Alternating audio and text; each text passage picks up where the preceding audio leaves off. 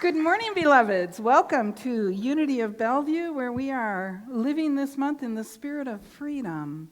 Typically, right now, we would do our reading from our book of the month, but we are doing something special this month. We are reading each Sunday of this month, My Prayer for My Country.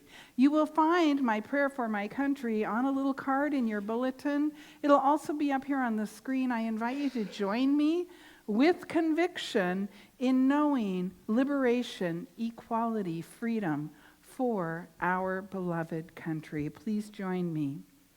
Believing in the divine destiny of the United States of America and in the preservation of liberty, security, and self-expression for all, I offer this, my prayer for my country.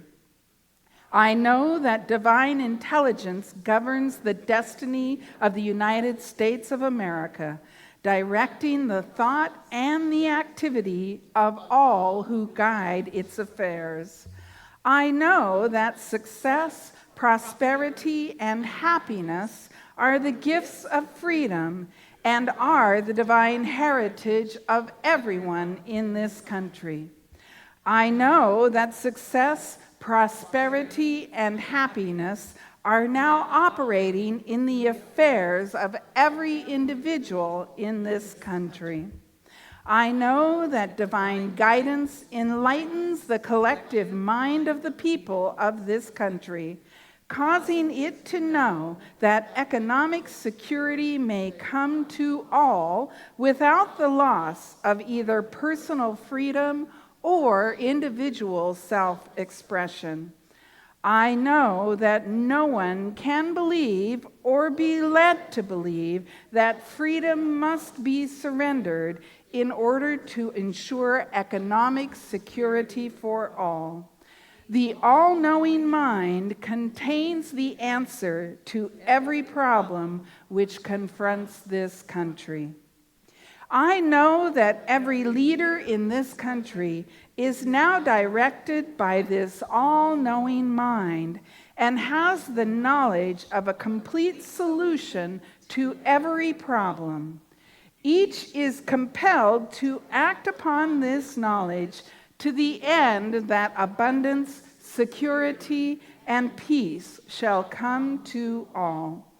And I know that this spiritual democracy shall endure, guaranteeing to everyone in this country personal liberty, happiness, and self-expression. And so it is. I'm inviting you to pray this prayer every day this month. It's on your card in your bulletin, and I just invite you to know something in consciousness for the United States of America as we move through what might seem to be turbulent times, that it is our opportunity to stand in the spiritual truth, to stand in the spiritual truth.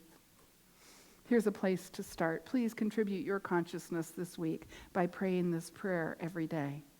And now I'm going to read through our affirmation one time, and then I'll invite you to join me. I am at liberty to choose. I'm going to read this by myself first. I am at liberty to choose my experience of life, and I choose to wake up. Truth and justice call me to a deeper understanding of freedom, my birthright, humanity's birthright, and I claim freedom for myself and for everyone. I stand in truth, and truth sets me free, and so it is. Please stand and join me with conviction. I am at liberty to choose my experience of life, and I choose to wake up. Truth and justice call me to a deeper understanding of freedom, my birthright, humanity's birthright, and I claim freedom for myself and for everyone. I stand in truth, and truth sets me free. And so it is. Ann Johnson. You know, one of the worst things about having a little cyst removed from your hand is you can't clap.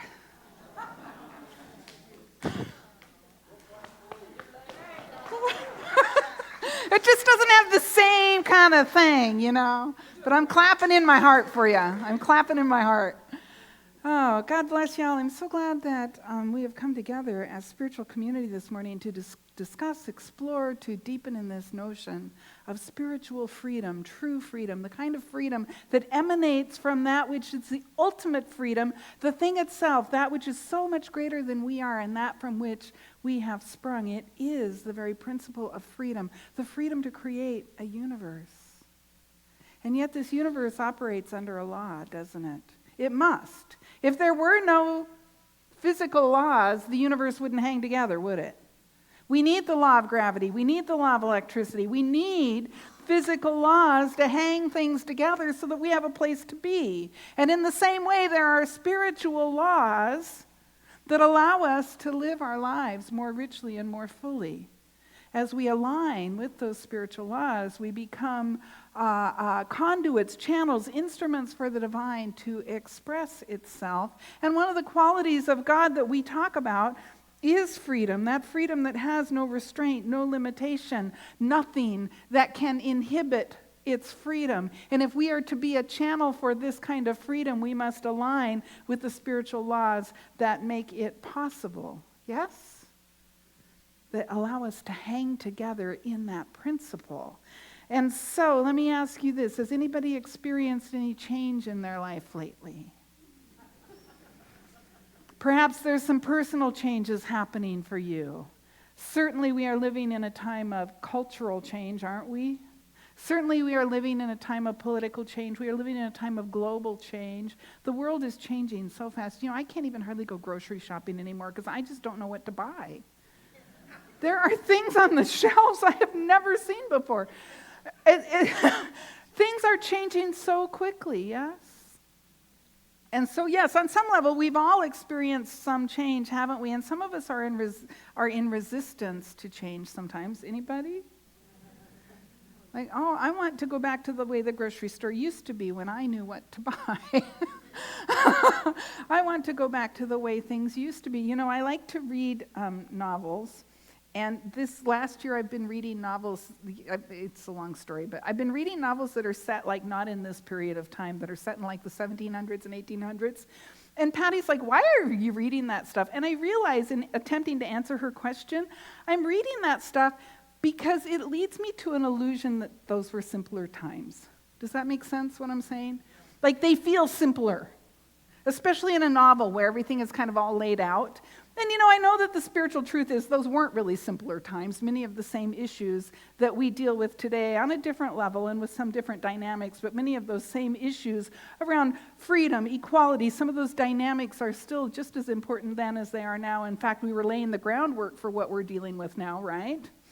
And yet there is an illusion that these were simpler times, and I can bury myself a little bit in a novel and pretend perhaps that I live in those simpler times, but I don't, do I? And if I am to live a fully expressed divine life here on planet Earth, I must move into an awareness that what I resist persists, yes? And that what I resist is what creates the unhappy times in my life. Do you hear that? When I look back on my life, the times in my life when I have experienced the most pain have been the times in my life when I've been in most resistance to what's happening around me. Is that resonating with anyone? If I could just be in love with what's happening, even though it maybe isn't what I would have chosen. I'm just thinking back to when my father died, and I was in a ton of pain. And I was in pain not because I didn't have a great life with my dad and not because there was really anything wrong. I was in pain because I didn't want him to be dead.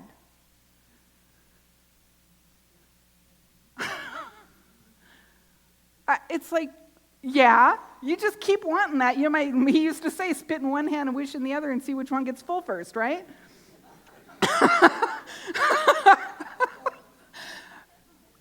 And so if I could move into acceptance that something has changed here.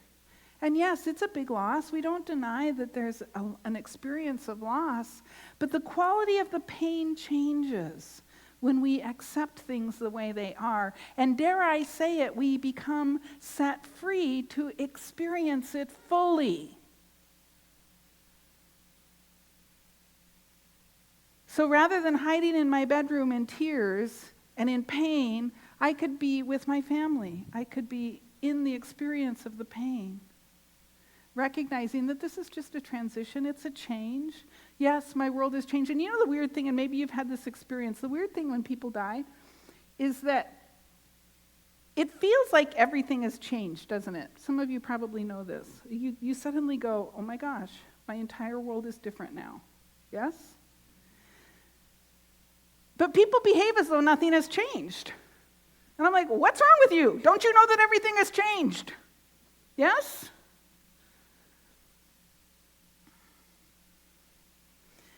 So can we simply be with the experience? And instead of making the pain the feature of the experience, make the experience the feature of the experience. Be in the feelings of it, be present to it, and then we become set free to express more of the divinity that we are. In fact, all month this month, we're talking about freedom, aren't we? In the spirit of freedom. How do we live in the spirit of freedom? One of the ways we live in the spirit of freedom is not to be resistant to all of the things that are going on around us.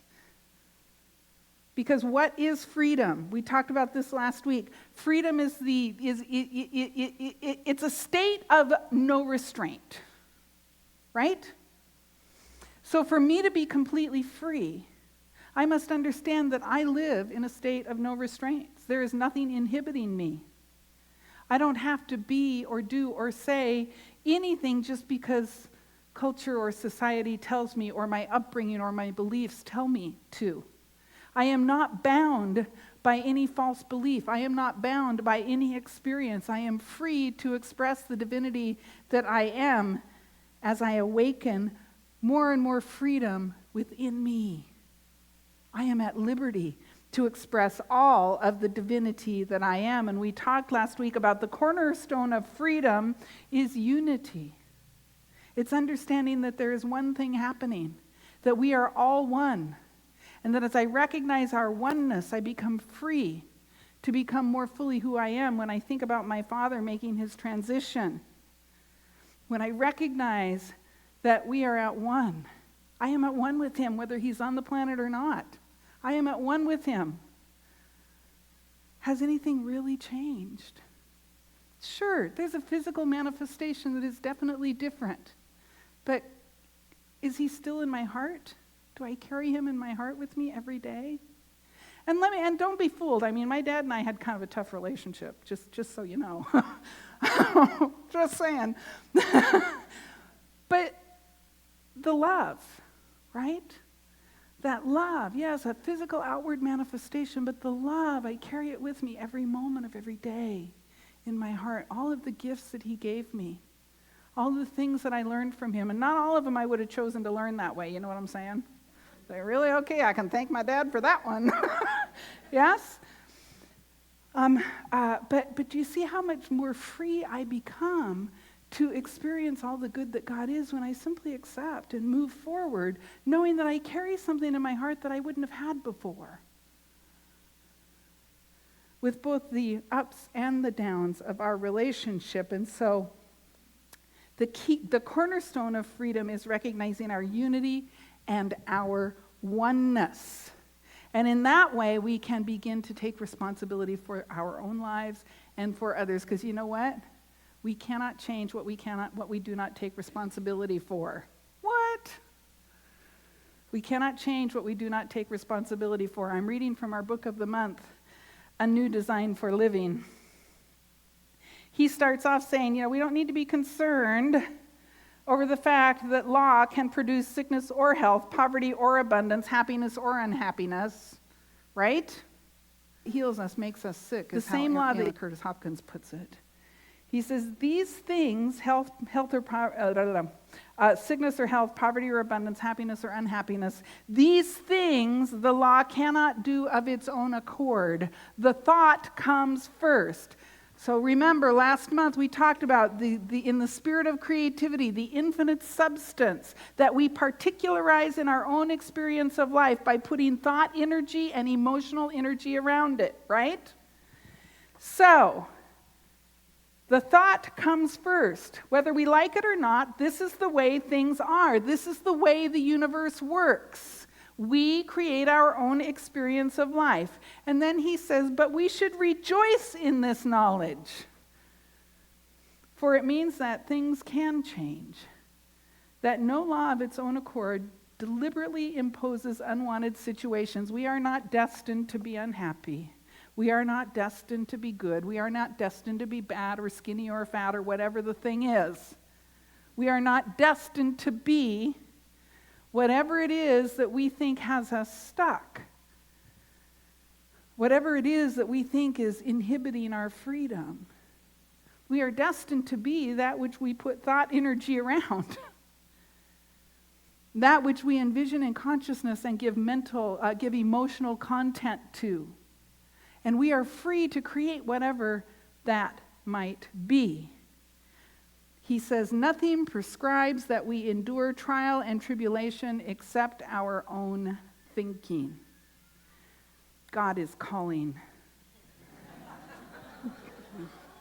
With a tip for this message. I hope so. And so we are awakening freedom here this month, and let us rejoice that things can and will change. Let us be happy that the same law that gave birth to your present, the same law that gave birth to everything that we see around us in the world, whether we love it or we don't love it, the same law that gave birth to this realm of eternal change we find ourselves in, this same law that gave birth to this moment in time also gives birth to the future. What will you choose? You have the freedom to choose what your future will look like. What is happening around you will change.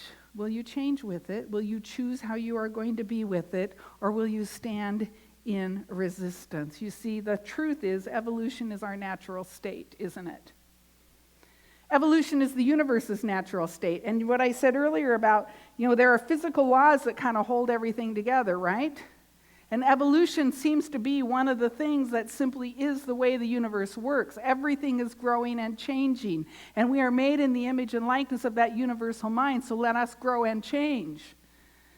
Let us be willing to use the law that created our present to grow us and create a future that works not just for us, but for everyone, because there is one thing happening. The cornerstone of freedom is unity and our understanding of our oneness and taking responsibility for our neighbor and for our neighbor's neighbor and for all creation. Are you in? So how do we create greater freedom in our lives? In the face of change and fear and evolution. And I am talking about, I do sometimes want to change my clothes or my wardrobe. Recently I changed my car, I got a new car. Sometimes we want to make those kinds of changes, right? But how do I change at the source? How do I evolve at the source of how I create my life so that I can create a life I want to live more fully, and a life that works for everyone? And I want to put out there that there are kind of three things that we need to look at changing. And the first is our attitude. Yeah, I know. You got to have a good attitude. I remember when I was like 5 years old, you're going to have a good attitude, young lady. It's like, okay. Right? But it's interesting because there was one answer for my mom when I was a kid. It was like, yes, Mom. That was it. That was one answer. Yes, Mom. Right? All right, so I won't go there. Sorry. So the first thing we need to change is the frame of mind. See, our attitude is the frame of mind with which we approach life, right? What is the frame of mind with which you approach your life? And I want to invite you to ponder the power of approaching all of your life, all aspects of your life, with an attitude of love. Love God, love your neighbor as yourself. The first commandment, right? What if we approached every situation in our life, even the hard things, with an attitude of love? You know, when my dad died, it was actually tempting to not be loving towards some of the people I was around. Anybody? Because I'm all in my stuff. And all of the dynamics are coming out, right? The family dynamics are coming out. But my commitment is to be something greater than my human foibles. My commitment is to be something greater than my own limited thinking. And even in the midst of what felt like one of the most challenging times in my life, and there's a whole story that goes with this, even in the midst of what felt like one of the most challenging times in my life, it is my responsibility, because of my unity and oneness with all things, to adopt an attitude of love, to approach everything in my life in the frame of mind of love, to accept that which I cannot change, to bless it, to be in the presence of it, to be with those who are perhaps challenging me when I am at my most vulnerable and therefore at my most defending. Can I be the presence of love? And I always think about the master teacher Jesus, who was such a loving heart. Can I be as loving as our master teacher? So, the attitude. Change your attitude. Start there. The mental framework with which you approach life. Anchor yourself in love and see how well that sets you free. And the second thing, I think it's very related. It's kind of like the first cousin or the half brother to attitude is judgment. How many of you judge? I did just this morning. I made some judgments about some folks just this morning, and it wasn't you.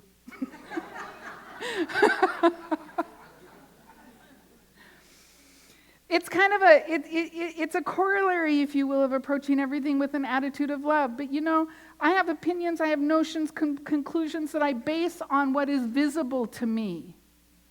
But what is visible and what is, we know this. The core of our teaching is that what is visible and what really is are two different things. Right? I see a chair, but it's really a collection of atoms.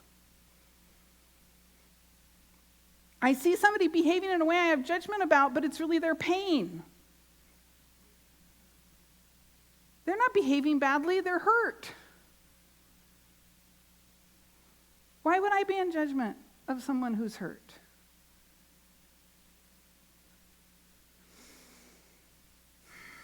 Am I willing to perceive anything through the eyes of love? Am I willing to perceive every action, every behavior, every chair, every person, everything, every change through the eyes of love? You know, in 1984, I first visited Unity of Seattle, and I had a lot of judgment. A lot of judgment, you guys. I came from the Lutheran church. Like, these people, first off, there's a woman up there. What is she doing? Right? And where are the robes and what happened to the liturgy? And they're clapping in church. Oh, I had so much judgment. And I really thought you people were out of your minds and that you didn't know how to do church.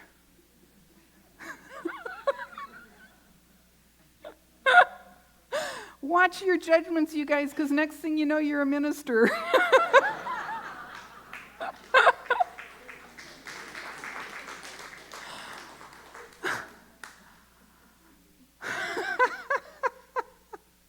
See, we base our opinions on visible stuff, right? What I didn't take the time to notice in 1984 is that this was a community of love, that this was a community of people who were committed to their spiritual growth. This was a community of people who didn't care what I thought. What? Which would have been actually, if I'd realized that, would have at that time in my life been a source of more judgment for me. Yes? Well, you should care what I think. I'm important. But do you see where that comes from? Somebody who doesn't want to change, somebody who doesn't want to learn, somebody who doesn't want to grow. So our judgments, can we leave our judgments behind? And then the third thing to think about is our habits. The things we do just because we do them. You got any habits you might want to take a look at? I've been hearing from a couple people lately about their TV habit. Anybody have a TV habit? Yet you do it just because you do it? And and I'm not saying TV is bad. I mean, there are times when you have a little surgery on your hand and you need to watch yet another rerun of Murder, She Wrote. Because that's about all you can do. It serves a purpose, right? And there are some things. I watched Russian Doll this week. I really encourage y'all to watch Russian Doll. It's pretty intense, but it's completely worth the 4-hour investment of your time. So TV definitely has some purpose, doesn't it? We don't judge it or make it wrong. But is it a habit? Is it something that we just do? Is it something that we do it because we do it, not because it serves any life-giving purpose in our lives? And for us to create greater freedom, for us to make peace with the evolution of life, we have to release those habits, those things that we do, just because we do them. Be unwilling to do anything that does not forward the cause of love. I'm going to say that again. Be unwilling to do anything that does not forward the cause of love. See, this is the difference between examined habits and unexamined habits, right? The unexamined habit is when you just go in and you turn on the TV because that's what you do. The examined habit is, why am I turning this on? Is it serving some purpose right now? Does this habit keep me in the flow of freedom? Does this habit keep me in the flow of love? And if it does, you just knock yourself out. And maybe if you have a little hand surgery, it's keeping you in the flow of love a little bit because it's passing some time for you, right?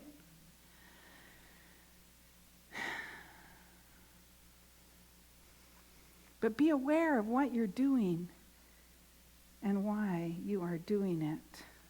What to change to create a greater sense of freedom in your life, your attitude, your judgments, your habits. At least take a look.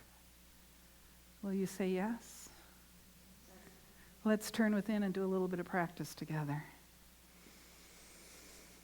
I invite you to bring your attention to your breath. And to feel your breath as it moves effortlessly in and out of your body. And to lift yourself in the awareness that there is only one life. And that life is God's life. That life is your life now.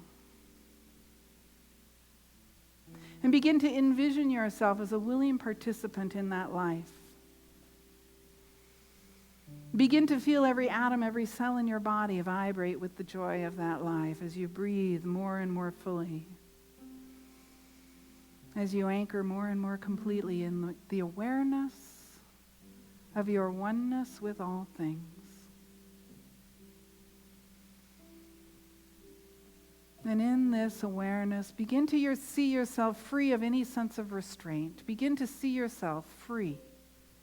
Created in the image and likeness of the ultimate freedom, that which we call God. God the good, God the infinite, the living one, the strong one, the free one.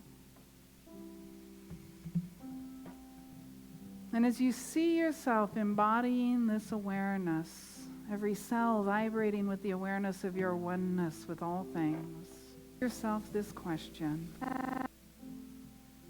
Am I anchored in love? Am I engaged in attitudes, in habits of thinking that forward the cause of love in my life? And simply allow whatever answer comes forward to come forward.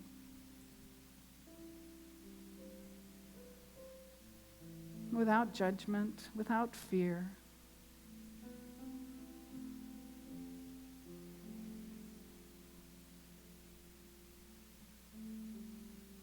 And whatever comes to mind for you now, I invite you to affirm, I am willing to change. I am willing to change.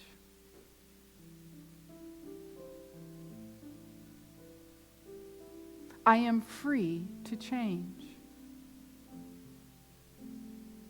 I am free to be all that God would have me be. I am free to express the essence of love in everything I do.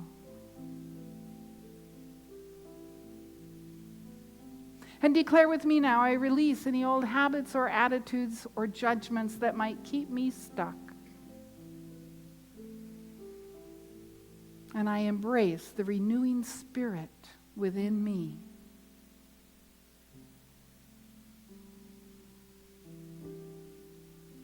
And feel that renewing spirit vibrating within you now, every cell, every bone, every sinew of your body alive with the presence, the awareness of freedom, of love. And know that you have been transformed in this moment. You have been transformed by the renewing of body and mind. And so giving thanks for the power of this message, giving thanks for the awakening that is taking place even now, I close this message with a grateful heart. And I know that we leave this place set free. And so it is. Amen.